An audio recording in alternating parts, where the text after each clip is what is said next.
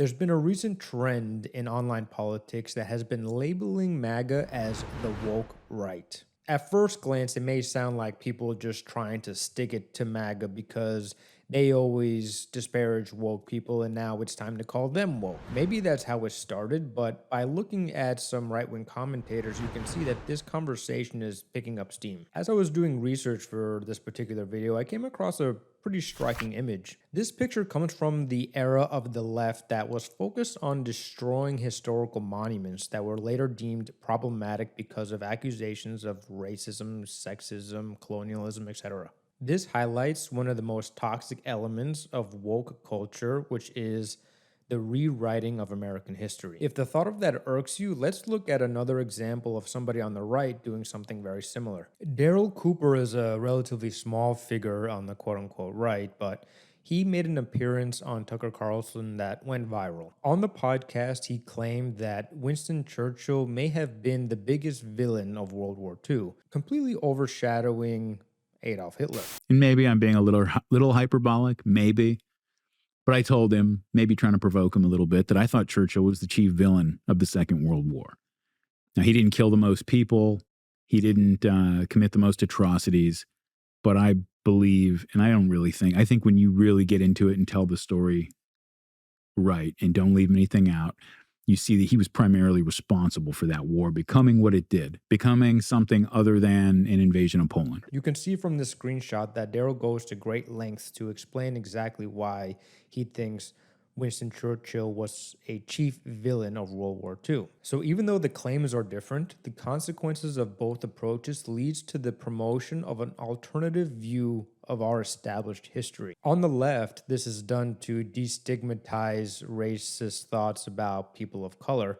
And on the right, it's used to destigmatize thoughts about Adolf Hitler. The counter argument for both sides is it's not revisionist history if what they're saying is actually true. But if we look at all the posts that Daryl made in his rant about Winston Churchill, you can see that the majority of his main points were community noted, specifically noting their falsehood. What's even worse about this situation and what is indicative of what I would consider to be woke ideology is that Joe Rogan and David Smith appear on a podcast specifically defending Daryl Cooper and intentionally or negligently misrepresenting exactly what he's saying about Winston Churchill.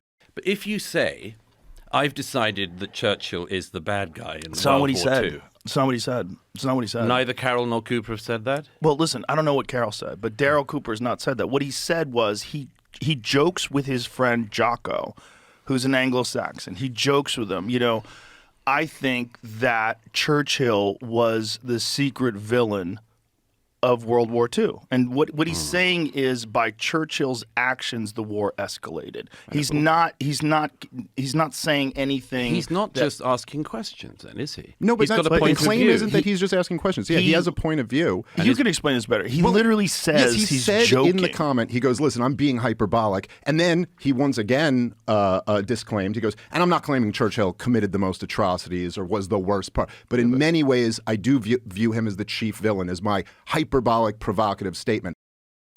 You can see in the clip that Joe Rogan and David Smith explicitly, maybe unintentionally, maybe intentionally, misrepresent exactly what Daryl Cooper is trying to say.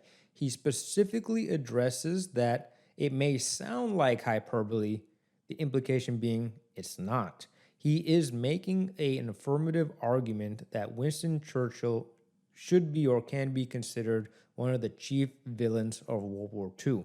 This, to me, is no different than some Antifa protesters trying to tear down a statue of Thomas Jefferson or something like that, because they're both resulting in the same negative consequence, which is a incorrect perspective of American history and an attempt to overwrite history with some new theory, not based in truth.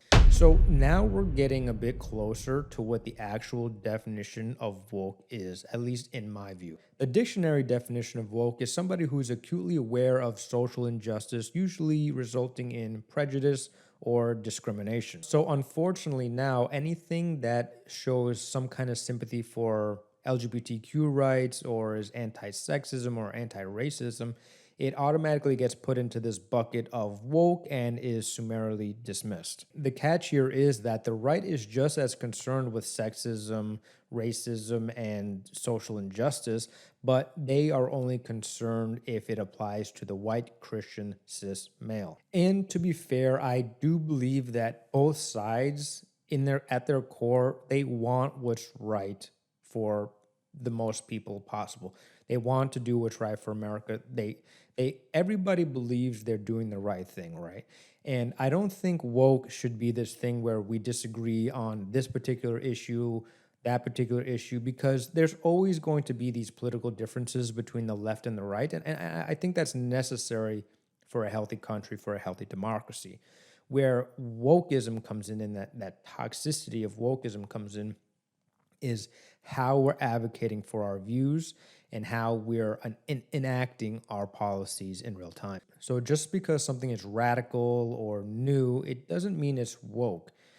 Lying, altering history, and causing harm in pursuit of your political agenda does. A woke person is a person who only sees the world through a social media lens, who speaks with this overbearing sense of moral righteousness and is actually doing harm to American history and American institutions. In a sense, they both share a common ideology in Marx, which is politics is about the pursuit of power and class warfare. There's always this undertone for a radical reordering of society. Both sides of the woke coin are always advocating for some kind of major revolution.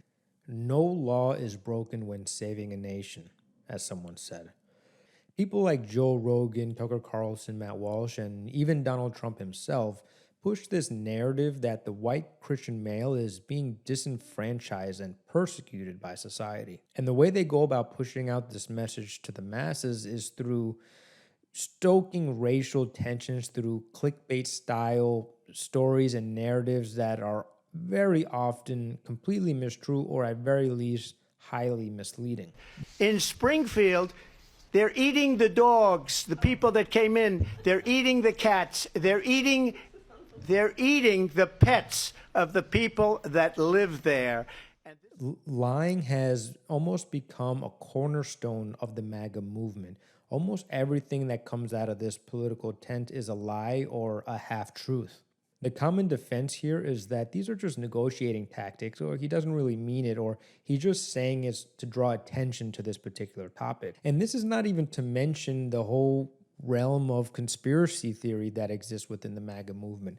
The thing that's so frustrating about conspiracy theory is no matter what happens, the theory never can be disproven. So, for example, Kash Patel just on live television said that Epstein didn't kill himself.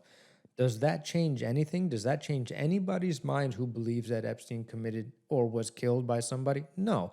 Now they just think that Kash Patel is in on it. They're lying about something, or they're just trying to protect America or something like that. That is something that is just so frustrating about conspiracy theory, and I definitely will be making a much longer video on that another time. But this, combined with just the general political propaganda that Trump puts out, it's very hard to separate yourself from everything that we don't like from the woke left, right? It's all justified in the simple term of, hey, they did it first. What happened to the ideals of truth? What happened to the scientific method, which is a fundamental aspect of Western culture? Something that for people who are afraid of their culture being erased should enshrine in a golden case, okay?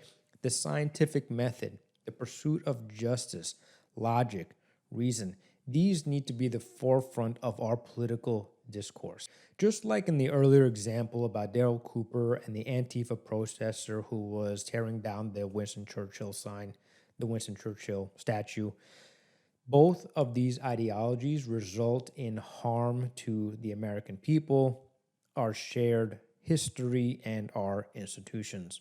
And unfortunately, it does not seem like either party is willing to come to the table and start discussing the ceasefire that needs to happen domestically.